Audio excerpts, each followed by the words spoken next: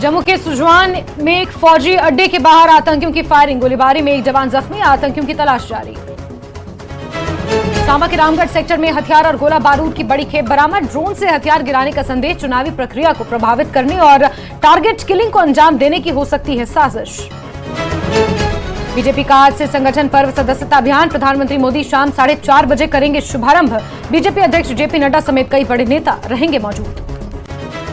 हिमाचल विधानसभा के मानसून सत्र का 5वां दिन दोपहर 2 बजे प्रश्नकाल के साथ शुरू होगी सदन की कार्यवाही, आपदा पर चर्चा रहेगी जारी, चर्चा पूरी होने पर राजस्व मंत्री जगत सिंह नेगी देंगे जवाब। राजपुरा में कई राजनीतिक दलों के कार्यकर्ता पीडीपी में शामिल, कहा लोग पीडीपी के घोषणा पत्र पर जता रहे भरोसा।